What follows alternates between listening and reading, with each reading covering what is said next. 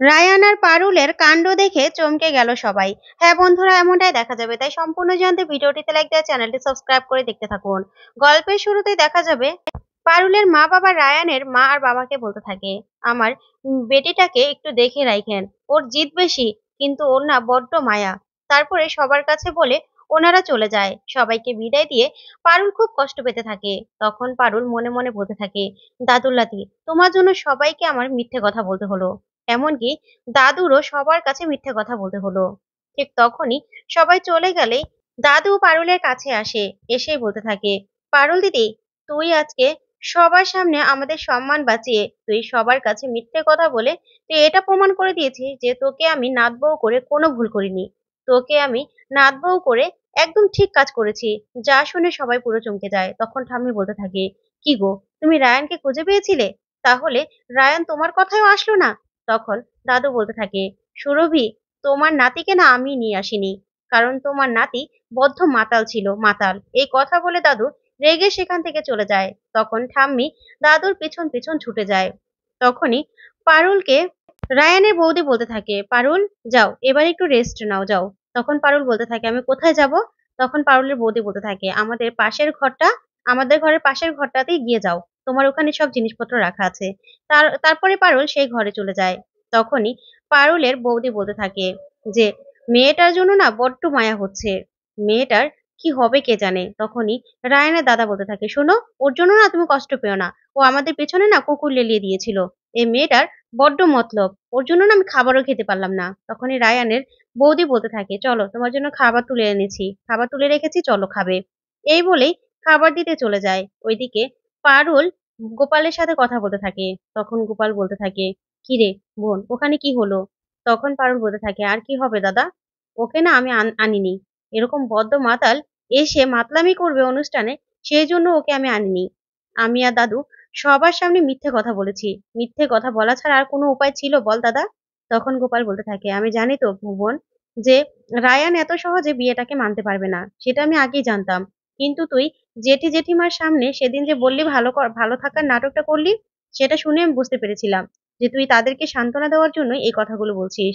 তখন পারুল বলতে থাকে, হ্যাঁ রে দাদা, বাবার মা ছিল তো, সব সত্যিটা কি বলতে পারতাম বল? তখনই পারুল বলতে থাকে, থাক, আমার জীবনে যা হয়েছে হয়েছে। তুমি তুমি ভালো থাকলেই ভালো। আবার রূপু দিদির সামনে কিন্তু আমার নাম আর রায়ানের নাম নিও না, তাহলে ভাববে আমি ওর ভাইয়ের বদনাম করছি তোমার কাছে। তখনই গোপাল শুনে অবাক হয়ে যায়। তারপরেই পারুল বলতে থাকে, আচ্ছা দাদা, তুই ভালো আছিস তো? তখন গোপাল বলতে থাকে, আমার আর ভালো থাকারে বোন, রুক্মিণী আমার সাথে সংসার করতে চায় না। যা শুনে পারুল পুরো চমকে যায়, বলতে থাকে, কি বলছো দাদা? তখনই গোপাল বলতে থাকে, হ্যাঁ রে, ও আমাকে সবটা বলে দিয়েছে। তুই আমাকে সবটা না বললে কি হবে? রুক্মিণী আমাকে সবটা বলেছে, যে তুই ও ঘুমের ওষুধ খেয়ে নিজেকে শেষ করে দিতে চেয়েছিল, তুই ওকে বাঁচিয়েছিলি। সেই সব কথা আমি জানি। তখন এই কথাগুলো শুনে পারুল অবাক হয়ে যায়। তারপরে গোপাল বলতে থাকে, রুক্মিণী আমার থেকে ডিভোর্স চায় রে বোন, ডিভোর্স চায়। যা শুনে অবাক হয়ে যায় পারুল, আর বলতে থাকে, কি বলছো দাদা, কি বলছো এসব? তখন গোপাল বলতে থাকে, হ্যাঁ, আমি ওর থেকে 6 মাসের সময় চেয়ে নিয়েছি, তারপরে না সবটা শেষ হয়ে যাবে। তখন পারুল কাঁদতে থাকে আর বলতে থাকে, দাদা, আমাদের দাদা বোনের জীবনটাই কেন এরকম হয়ে গেল রে দাদা? আমি না বুঝতে পারছি না, আমরা কি এমন পাপ করেছিলাম যে আমাদের জীবনটা এরকম হয়ে গেল? তখন গোপাল বলতে থাকে, শোন পারুল, আমাদের কোনো পাপ ছিল না, কিন্তু হয়তোবা এটাই কোনো শিক্ষা আমাদের জন্য। তখন এই কথা বলে রুকু তখনই ঘরে চলে আসে। তারপরে গোপাল ফোনটা রেখে দেয়। তারপরে রুকু নিচে বিছানা করতে থাকে। তখন গোপাল বলতে থাকে, কি হয়েছে রুকু, এটা কি করছো তুমি? তখন রুকু বিছানাটা করেই শুতে যায়, বলতে থাকে, ঘুমোতে হবে তো। তখন গোপাল বলে, তুমি উপরে শুয়ে নাও। তখন রুকু অবাক হয়ে যায়। তারপরে গোপাল বলে, হ্যাঁ, তুমি উপরে শুয়ে নাও, আমি নিচে শোবো। তখন রুকু বলতে থাকে, না না, এটা আপনার ঘর, আমি পর, আপনি আমার জন্য কেন নিচে শোবেন, কষ্ট করবেন? তখন গোপাল বলতে থাকে, যেটা তোমাকে বলেছি সেটা তুমি করো। শোনো, আমি না মাস্টার, কথা বললে আমার সাথে যুক্তি দিয়ে কথা বলতে হবে, না হলে পারবে না। শোনো, আমি বলেছি একটু একটু ঠান্ডা পড়ে যাচ্ছে, তারপরে তোমার ঠান্ডা লেগে যাবে, নিচে শোয়া লাগবে না তোমার, তুমি উপরে শুয়ে পড়ো, আমি নিচে শুচ্ছি। তারপরে রুকু আর কিছুই বলতে পারে না, খাটে গিয়ে বসে বলতে থাকে, একটু একটু শুনলাম আপনি ওই পারুলের সাথে কথা বলছিলেন, তাই না? তখন গোপাল বলে, হ, আমার বোনটার সাথে কথা বলছিলাম। তখন রুকু বলতে থাকে, কি বললো? দাদু নিশ্চয়ই আমার ভাইয়ের মাথায় বন্দুক ধরে তারপরে রিসেপশনে পার্টিটা খুব ধুমধাম করে করেছে। তখন গোপাল বলতে থাকে, না, রায়ান পার্টিতে ছিলই না। আর পুরো গ্রাম শুধু মানুষের সামনে আমার বোন মিথ্যে কথা বলে ব্যাপারটাকে ম্যানেজ করে নিয়েছে। ও সবার সম্মান বাঁচিয়ে দিয়েছে। যা শুনে রুকু পুরো চমকে যায়। ওইদিকে গোপাল তখন শুয়ে পড়ে। অন্যদিকে দেখা যাবে রায়ান ঘরে এসেই পারুলকে দেখে রেগে যায় আর বলতে থাকে, তুমি তুমি আমার ঘরে কি করছো? তখন পারুল বলে, আপনার ঘর মানে? এখানে আমার সবকিছু রাখা ছিল, তাই আমি এখানেই তো শোবো, আর আমাকে তো এই ঘরটাই দেখানো হয়েছে। তখন রায়ান বলে, না, এটা আমার ঘর, এই ঘর থেকে এখনই বেরো। তখন পারুল বলে, যাবো কোথায় আমি? কোথায় যাব আমি? তখন রায়ান বলতে থাকে, যে তোমাকে এবারে বউ করে নিয়ে এসেছে তার কাছে যাও, তাকে গিয়ে জিজ্ঞাসা করো যে তুমি কোথায় থাকবে। তখন পারুল রেগে যায় আর বলতে থাকে, কেন? বিয়েটা করার সময় মনে ছিল না, আর এখন দায়িত্ব নেওয়ার সময় শুধুমাত্র বাহানা? তখনই রায়ান রেগে যায় আর বলতে থাকে, কি বলছো তুমি? হ্যাঁ, কি বলছো এসব? তখন পারুল বলতে থাকে, হ্যাঁ, বিয়েটা করার সময় মনে ছিল না? কে বলেছিল বিয়েটা করতে? তখনই ওইদিকে মল্লার আর মল্লারের বৌদি সবাই দৌড়ে আসে ওদের ঝগড়া শুনে। এদিকে পারুল রায়ানকে বলতে থাকে, সব দোষ তোমার, দাদুল্লাতি, সব দোষ তোমার। তোমাকে কে বলেছিল সব কথা লুকিয়ে রাখতে? সমীরনের ব্যাপারে তুমি সবটা জানতে। আমি তোমাকে বারবার জিজ্ঞাসা করেছিলাম যে দাদুল্লাতি বলো বলো বলো, কিছু বলনি তুমি। তুমি শুধুমাত্র মজা নিয়েছিলে, আমাকে খোঁচা দিয়েছিলে। কেন?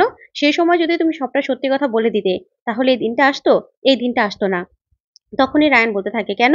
আমি কেন বলবো? তোমার বাবা ঠিক করে খবর নিয়ে তোমাকে বিয়েটা দিতে পারলো না? তুমিও তো শহরে গিয়েছিলে, তখন তোমার চোখে কি ব্যামা হয়েছিল যে তুমি দেখতে পাওনি?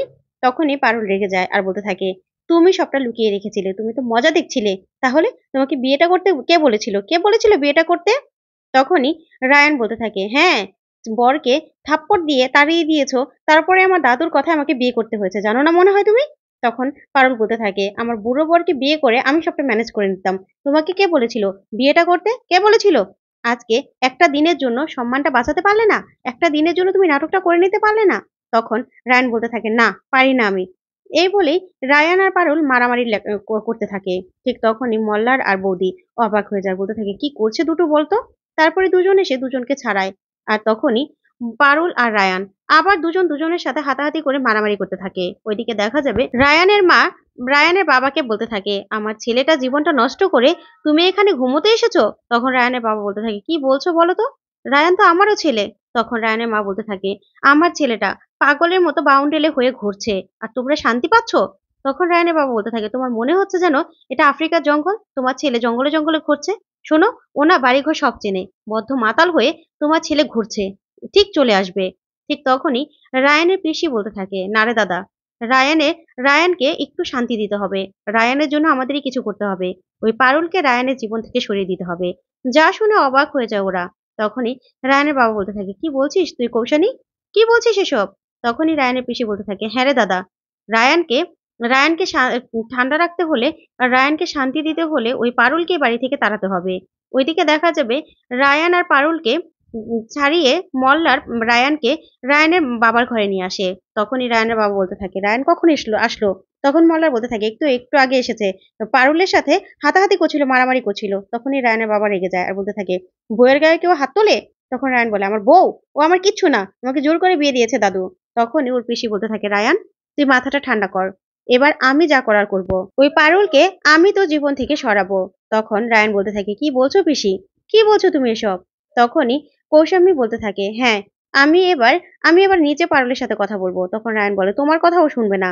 তখন রায়ানের পিসি বলতে থাকে, আমার মনে হচ্ছে ও খুব সেনসিটিভ, ও কথা শুনবে। ও ও নিজেও চাইছে তোর সাথে থাকতে না। তখন এই কথা শুনে রায়ান অবাক হয়ে যায়। তখনই রায়ানের মা বলতে থাকে, হ্যাঁ, আমিও চাই আমার ছেলেটা ভালো থাকুক, আমার ছেলেটা একটু শান্তিতে থাকুক। তো বন্ধুরা, এবার কি তাহলে পারুল আর রায়ান আলাদা হয়ে যাবে? তোমাদের কি মনে হয়? অবশ্যই কমেন্ট করে জানাও। ধন্যবাদ।